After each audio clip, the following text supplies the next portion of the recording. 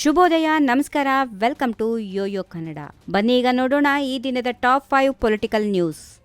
ನವೆಂಬರ್ನಲ್ಲಿ ಕರ್ನಾಟಕದ ಮುಖ್ಯಮಂತ್ರಿ ಬದಲಾವಣೆ ಆಗಲಿದ್ದು, ಮಲ್ಲಿಕಾರ್ಜುನ್ ಖರ್ಗೆ ಅಥವಾ ಡಿಕೆ ಶಿವಕುಮಾರ್ ಮುಖ್ಯಮಂತ್ರಿ ಆಗಬಹುದು. ಹೀಗೆಂದು ಎಂಎಲ್ಸಿ ಎಚ್ ವಿಶ್ವನಾಥ್ ಅವರ ಹೇಳಿಕೆಗೆ ಸಂಬಂಧಪಟ್ಟಂತೆ ಲೋಕೋಪಯೋಗಿ ಇಲಾಖೆ ಸಚಿವ ಸತೀಶ್ ಜಾರಕಿಹೊಳಿ ಪ್ರತಿಕ್ರಿಯೆ ನೀಡಿದ್ದಾರೆ. ಸಿಎಂ ಬದಲಾವಣೆಯ ಬಗ್ಗೆ ಮಾತಾಡುವ ಅಧಿಕಾರ ಇಲ್ಲ. ಈ ಬಗ್ಗೆ ವರಿಷ್ಠರನ್ನ ಕೇಳಿದರೆ ಅವರು ಉತ್ತರಿಸಬಹುದು. ಚರ್ಚಿಸುವ ಅಧಿಕಾರವೂ ನನಗೆ ಇಲ್ಲ ಎಂದು ಸ್ಪಷ್ಟಪಡಿಸಿದರು. ನಾನು ಆರೋಗ್ಯದಿಂದ ಗಟ್ಟಿಮುಟ್ಟಾಗಿದ್ದು ಯಾರೂ ಆತಂಕ ಪಡುವ ಅಗತ್ಯ ಇಲ್ಲ ಎಂದು ಕೇಂದ್ರದ ಸಚಿವ ಎಚ್ ಡಿ ಕುಮಾರಸ್ವಾಮಿ ಅವರು ರಾಜ್ಯದಲ್ಲಿ ಮುಂದೆ ಜೆಡಿಎಸ್ ಮತ್ತು ಬಿಜೆಪಿ ಮೈತ್ರಿ ಸರ್ಕಾರ ಅಧಿಕಾರಕ್ಕೆ ಬರುತ್ತದೆ ಎಂದು ಹೇಳಿದರು. ನನಗೆ 3 ಬಾರಿ ಹೃದಯ ಶಸ್ತ್ರಚಿಕಿತ್ಸೆ ಹಾಗೂ 2 ಬಾರಿ ಸ್ಟ್ರೋಕ್ ಆಗಿದೆ. ಭಗವಂತ ಆಯುಷ್ ಕೊಟ್ಟಿದ್ದಾನೆ, ಜನರಿಗಾಗಿಯೇ ಬದುಕಿರುವೆ ಎಂದು ತಿಳಿಸಿದರು. ತಂದೆ ತಾಯಿಯವರು ಮಾಡಿರುವ ಒಳ್ಳೆಯ ಕಾರ್ಯ, ಅವರ ಆಶೀರ್ವಾದ, ನಾಡಿನ ಜನರ ಆಶೀರ್ವಾದದಿಂದ ಆರೋಗ್ಯವಾಗಿದ್ದೇನೆ ಎಂದು ಹೇಳಿದರು.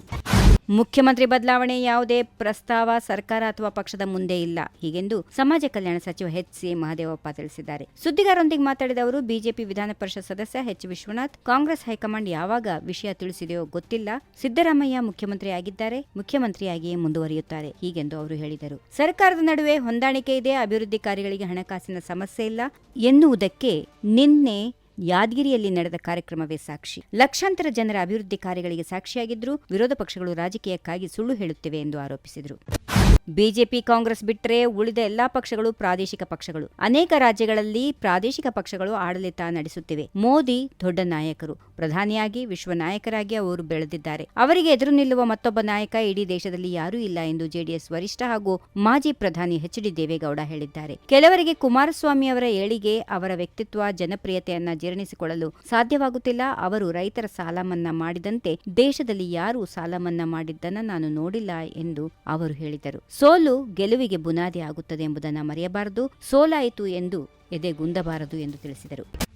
ಪ್ರಧಾನಿ ನರೇಂದ್ರ ಮೋದಿ ನೇತೃತ್ವದಲ್ಲಿ ಎನ್ಡಿಎ ಸರ್ಕಾರ 2 ಅವಧಿಗಳಲ್ಲಿ ಉತ್ತಮ ಕೆಲಸ ಮಾಡಿ ಇದೀಗ 3ನೇ ಅವಧಿಯಲ್ಲಿ ಭಾರತ ದೇಶವನ್ನ ಜಗತ್ತಿನ ಬಲಾಢ್ಯ ಆರ್ಥಿಕ ರಾಷ್ಟ್ರಗಳ ಪಟ್ಟಿಯಲ್ಲಿ ಸೇರ್ಪಡೆಗೊಳಿಸುವಲ್ಲಿ ಯಶಸ್ವಿಯಾಗಿದೆ. ಇಂಥ ಸಾಧನೆಗೆ ಸಿಎಂ ಸಿದ್ದರಾಮಯ್ಯ ಅವರ ಸರ್ಟಿಫಿಕೇಟ್ ಬೇಕಾಗಿಲ್ಲ ಎಂದು ಬಿಜೆಪಿ ರಾಜ್ಯಾಧ್ಯಕ್ಷ ಬಿವೈ ವಿಜೇಂದ್ರ ಹೇಳಿದ್ದಾರೆ. ಕಳೆದ 11 ವರ್ಷದಲ್ಲಿ ದೇಶದಲ್ಲಿ ಕುಡಿಯುವ ನೀರು, ಹಳ್ಳಿಗೆ ವಿದ್ಯುತ್ ಸರಬರಾಜು, ಆಹಾರ ಉತ್ಪಾದನೆ, ರಸ್ತೆ ನಿರ್ಮಾಣ ಸೇರಿದಂತೆ ಇತರ ಮೂಲಭೂತ ಸೌಲಭ್ಯಗಳನ್ನು ಒದಗಿಸುವಲ್ಲಿ ಕೇಂದ್ರ ಸರ್ಕಾರ ಶ್ರಮಿಸಿದೆ. ಹಾಗಾಗಿಯೇ 11 ವರ್ಷದ ಹಿಂದೆ ಆರ್ಥಿಕವಾಗಿ 11ನೇ ಸ್ಥಾನದಲ್ಲಿದ್ದ ಭಾರತವು ಈಗ 4ನೇ ಸ್ಥಾನಕ್ಕೆ ಏರಿದೆ. ಸಿದ್ದರಾಮಯ್ಯ ಅವರು ನೀಡಿರುವ 0 ಅಂಕ ನಮಗೆ ಬೇಕಿಲ್ಲ. ದೇಶದಲ್ಲಿ ಅಭಿವೃದ್ಧಿ ಆಗುತ್ತಿರುವುದರ ಕುರಿತು ಜನರು ಗಮನಿಸುತ್ತಿದ್ದಾರೆ ಎಂದರು.